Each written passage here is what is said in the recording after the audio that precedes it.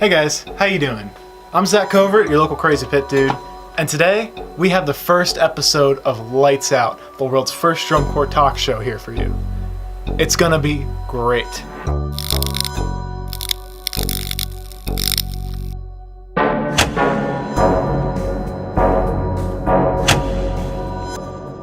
Yes, welcome to Lights Out, the world's first drum corps talk show. We've been working on this first episode for the past month, and we are so excited to finally bring this to you. We want to make this a monthly thing every 28th of the month, at least until the drum corps season starts up. This is a brand new thing, so make sure that if you enjoy it, follow us, share us, subscribe, do all that good stuff. We got all of those social media platforms taken care of that you can come and find the show on. So if we get you on board, it's going to be an awesome way for you guys to enjoy drum corps a little bit more. It's the off season of drum corps, but that's okay, because there's still a lot going on. It's audition season. You may have made it into a corps, and congratulations. But if it's your first time marching drum corps, you're a rookie. There's a lot you need to know. So, for today's episode, we're going to walk you through just a few tips. After those tips, we have an awesome discussion with three great alumni, George Clements, Brian Stockard, and Matt Wyckoff. We're going to be talking a little bit about some of the proposals made at the DCI Rules Congress meeting. How about we get to the show? So let's hit Lights Out! Yo, so Alex, hey, wake up. Yo, what's up? So you know how like a square is a square, right? Yeah. And like letters are kind of like shapes, right? Yeah.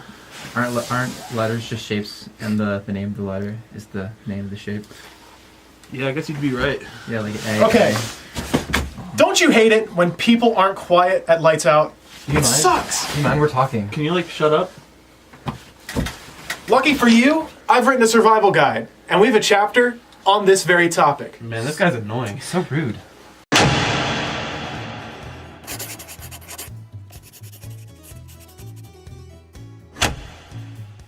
Now, earbuds are a completely viable option for blocking sound at night. But we know you. You're in drum corps. You care as much about hearing loss as you do joint pain in your mid-20s. Another great option is to use a pair of headphones and play music as some white noise. If it's too much though, you have the option to go higher. You can talk to a drum major or a staff member or someone overseeing the night, and I'm sure they can take care of it. Bombastic. Oh. Now you can also take matters into your own hands and say, Shut up! and they should stop pretty quickly. Members can be crazy sometimes, yes, we all know. But just because they are, it doesn't mean that you have to be mean or you have to do something bad, right? All you can do is be your best self. Be polite. Do what your parents taught you, right? I know that might seem weird in drum corps because, you probably don't see your parents for a while, but still, let's have manners here. In hope of developing some manners, we have a new segment coming up called Be Like Bobby, where we show you how to be good and how to be bad. Fake.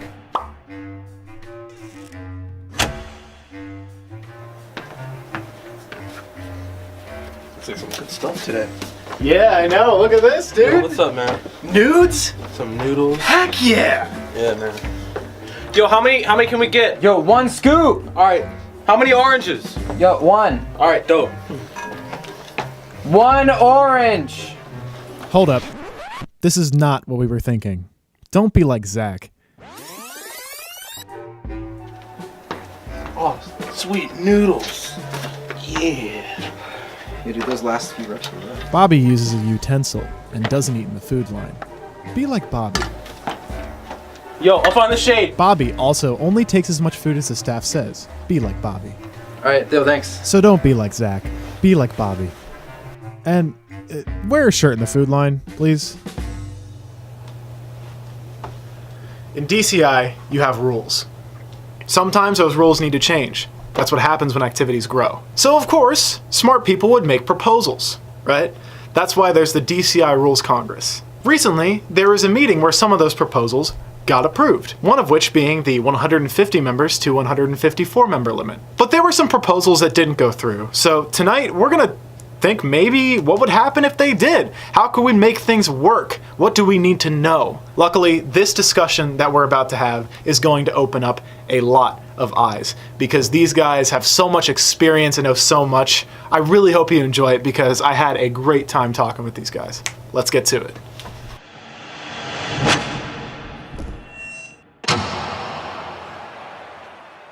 Can I ask Matt one question? Yeah. Matt, Yeah. do you promise me you guys aren't going to go with 10 marimbas and 10 vibes? Oh, I pinky promise you. Please. It destroyed my budget. I don't even want to show you the numbers because it'll make you vomit.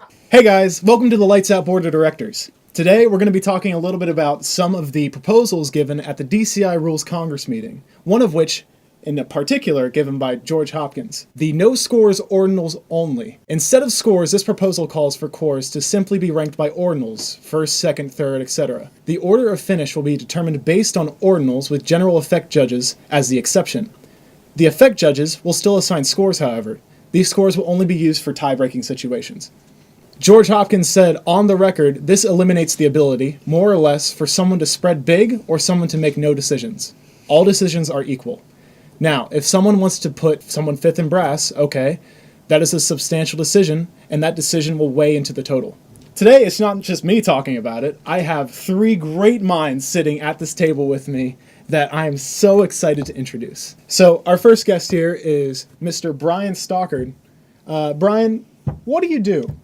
Well, my full-time job, I'm the marching manager for Zildjian and Vic Firth, so I represent both the Zildjian and Vic Firth brands and the marching percussion activities. So that would be, as it relates to this today, DCI, but it's also WGI, it's marching band, it's college marching band, and then even to like the college or the professional drum lines you see like at the NFL games and NBA games and that kind of thing. I also teach marching percussion. I teach at Mechanicsburg High School in my 13th year there. And I also taught drum corps for a bunch of years, primarily Pacific Crest for 7 years. And then I've taught other schools here and there in Southern California and then here in Central Pennsylvania. That's really cool. That's awesome. It's been fun. Yeah. Where have you marched? Have you marched anywhere? Yes, so I marched Pacific Crest for 3 years, and then I aged out playing snare in the cadets. I aged out in 2000. Just 4 years in drum corps, but I marched a couple years in San Diego State drumline and high school drumline, that kind of thing. Anything else you want to say? Glad to be here. Excited to talk about it. Awesome. Glad to have you. Our second guest today is Mr. George Clements. George, how you doing? Great, Zach. How are you? Doing good. George and I work together, and he taught me. We have a pretty strong relationship, right? No doubt. So tell me a little bit about yourself. As Zach mentioned, I'm the marching coordinator, percussion coordinator with the West Shore School District here in Central Pennsylvania. I wear a few other hats there too. I'm the music department head. I'm a band director, middle school band director during the day. Teach high school percussion ensemble. But yeah, like I said, marching percussion coordinator for the marching band. That's great. Where have you marched? I marched 2 years in cadets, Holy Baseline in 2005 and 2006. HB. That's right.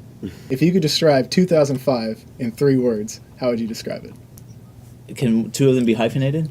Yeah, that's fine. I had no idea. You had no idea? I had no idea. None of us knew how good it was until it was way, way late. Okay. And it was my rookie year, so I really had no idea. I threw you on the spot there. Yeah. Sorry about that. I have 3 words for What's that? 2005 cadets. It's the best line ever. Oh. Wow. Oh, those are some compliments coming from you, man. It's true. Our third guest today, who we have over Skype, is Matt Wyckoff. Matt, how you doing? Oh, I'm doing so great. Thanks for virtually having me on your show. Yeah, of course. Tell me a little bit about yourself. All right, so I currently live in Moorhead, Kentucky, which is why I can't be there in person. I'm working on my master's degree out here.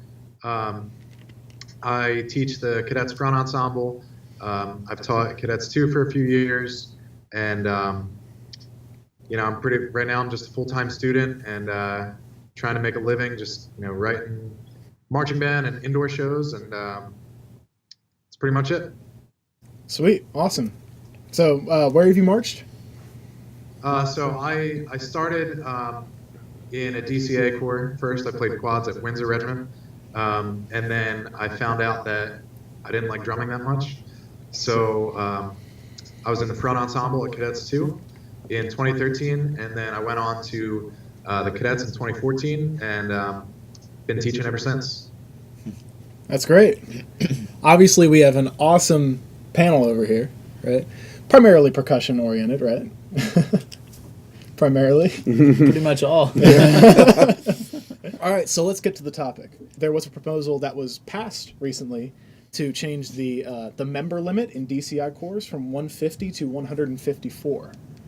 Do you guys have any opinions, or you want to explain that or anything? Do you have anything on that? I'm really pumped about it. You're pumped about it? Yeah, personally. Before the rule went through, we were told that we could only have 13 people in the front ensemble of the Cadets, which was, it's a little tough, only 13 people. But then the rule went through, and now we got bumped up to 15. So I am selfishly very, very glad that it went through. I could be mistaken, but I feel like back in the day, when I marched, the number was 128, and I think it was that number because that's how many people fit on 4 buses. Okay. I could be wrong, but I feel like that has something to do with it. And then I did a switch to like 135. 135, I think it was. Yeah, and then it just kept growing. So to me, I feel like it's only a good thing. You know what I mean? If the corps, it only helps the corps financially. It probably, from a food and busing standpoint and an instrumentation standpoint, the impact is minimal compared to the benefits from a revenue standpoint. And with DCI, I know DCI has some pretty strict rules in terms of allowing a corps to even call themselves a DCI competing corps from a financial stability standpoint, that this can only help. So I think it's great. I think there's so much talent in this activity nowadays, specifically young talent, high school. So many of you guys, or so many of us and people who have marched in the past are now teaching, and it just seems, you guys are playing stuff in high school that I was playing in college, and the talent is just, it keeps getting better and better. So I think the more people involved, why not? So we can, like these guys are saying, continue to move the activity forward. When you first heard of this proposal that George Hopkins put out, I'll reiterate, to eliminate scoring and to instead use only ordinal values, what did you think? Did you have any first opinions? Did you have any first questions? Anything like that? Well, my first thought immediately was like, oh boy, a lot of people are going to get mad. And then very quickly, the second one was, this is just like BOA. So when the school I teach, we went to a BOA regional in Delaware this year, and it was ordinals only. There was the scores weren't announced until later, so the spirit of it was very similar. And the only thing I could think of was, this is just a way to not hurt people's feelings as much. We didn't make finals. What place you get? I don't know, but we didn't make it. So you could have got dead last, or you could have barely made it. Mm-hmm. And so it's a way to, people's feelings not getting hurt too much. That's the first thing I thought of. My initial reaction when I heard about this proposal was that it's typical George Hopkins, making waves and trying to push forward. It seems like he's always at the front of that, and I think that's great. One of the things that George Hopkins said on the record was that with the general effects judge being able to give a score, if there were a case of a tie, we would be able to use that score to break it. But in the first place, are ties really that common? They aren't common now, right? Would this create the ability for more ties to happen in the activity? I think it definitely would. Because when you go off the actual scores, you get into tenths and even hundreds sometimes of points, even just in subcaptions. So the probability of a tie is pretty low. But when you go to this ordinal rating and it becomes more of almost like a golf score, it's like what's the lowest score you can get. I think that's going to change it up a lot because it's just whole numbers. I think it's going to convolute the final number that everybody gets a little bit. I'm just thinking that if there were a tie, the GE score obviously is the place to go to break it, I think. But it puts a lot of pressure on the GE judge to get it right. I don't know if there's currently, I guess there's currently 2 GE judges, right? Mm-hmm. One for visual, one for music. So obviously it puts a lot of pressure on them. But if the math works out to where there's a tie, it's probably the GE score that should break it, and I think that's the way to go if he eventually goes down this road. So I marched most of my drum corps. I marched was in the '90s, and in '96 there was a tie for first place. It was the Blue Devils and the Phantom Regiment, and then it was like, oh, that sucks. A tie for the champion? That's lame. Blah blah blah. We make these changes. Okay, sweet. No more ties. In 1999, a tie. Vanguard and Blue Devils. For God's sakes, okay.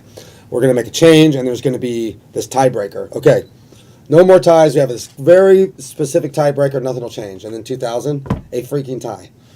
And then they made more tiebreaker. There's been no tie since. But I think a primary reason for the lack of the tie is the fact that judges can go back and adjust their scores. I know in the 90s I heard stories, some of these judges, they found out there was a tie when their scores were announced. Mm. And they're just like, oh my gosh, we blew it. Mm-hmm. And so now it's like, okay, it's like a PR nightmare for DCI where it's like, you can't do that, you have a tie. On the record, he said that this could eliminate the chance where a judge may make no decision. Mm-hmm. But when you think about it, does this happen often today? Do judges sometimes not make a decision that they need to? What does he mean, not make a decision? If I'm a judge, I give a number 9.3 and 9.2. I don't give 2 9.3s, do I? Well, I mean, Matt would probably speak better to this than myself, but I know that when I was teaching at Pacific Crest and we were living in the 17th to 20th land, you know what I mean? So, Matt, that means we were performing when you guys were arriving at the show. That's what that means. Anyways, I do know that, like, the groups that we were fighting against at the time were like the Academy and Mandarins, and those are kind of the corps we were going against. And it was like, our percussion section and whatever corps' percussion section have been neck and neck for a few days. And then as we go out and it's like a regional or something, and then it's like they beat us by a 10th or we beat them by a 10th. And it's just like, it's like, why can't you make the call? You know what I mean? Like, why can't you just give us the number we deserve? Well, yeah, I mean, my interpretation of a judge, like, not making a decision is like, is it possible for a 6th or 7th place drum corps to have the best percussion section? Or is it possible for the 4th place drum corps to have the best brass line? And vice versa, is it possible for the 1st place drum corps with the highest GE, the highest Vig, to have, the lowest color guard, or like a 5th or 6th place color guard? Mm-hmm. Like, you don't see that often, because when you look across the recap, you see 1 1 1 2 1 1 2 2 1 1 1, right, for the 1st place corps. You don't see 1 1 5 1 4 6. It just doesn't work that way. But is it because everything's so good it combines to make that high score, or is it just maybe their percussion section's not as strong, but they went on last, so they had to be, they have to be a 19.8 or above, right? It's tough when those decisions have to be made.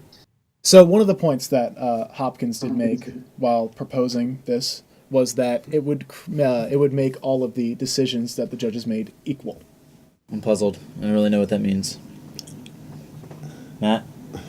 It almost seems like when you go and take a test, the teacher can only give you 100, a 90, an 80, a 7, so on, rather than, oh, well, you deserve like a 97.8. You get a 1 or a 2 or a 3, and it's 99.7. That doesn't matter anymore. It's, so I guess in that sense, it is more equal. It's, you just get placed, you get slotted. And my experience judging and from my experience talking to other judges, they always do say, find the slot first, right, the ordinals, and then give the number from there. So if you know that this group is going to be better than this group, you want to find that out first and then get the relative number. So, I mean, it seems like this would just take a step away, which I guess in turn would, make it more equal, but I still don't get it. I mean, that's just kind of how I hear it and how I think of it. Still doesn't make total sense to me. Would this create more or less bias in the activity? Say if a judge prefers a certain core over another, and that may ultimately affect their judging decision, which happens, right? But do you think that if they had less of a chance to assign a more precise score, would it make their decisions to give them a higher score or lower score more through bias? I would have to think yes, because there's no number to back it up with. Almost, why did you put them in second versus why did you give them a 9-3 or whatever? I think it's a judge has a way easier time justifying the number, I think, than the placement. So that's about all of our questions, but I'd like to make a panel decision. Say, since we're the Lights Out Board of Directors here for this evening, right? So, yay or nay? Should we completely get rid of scores and put in ordinal values only?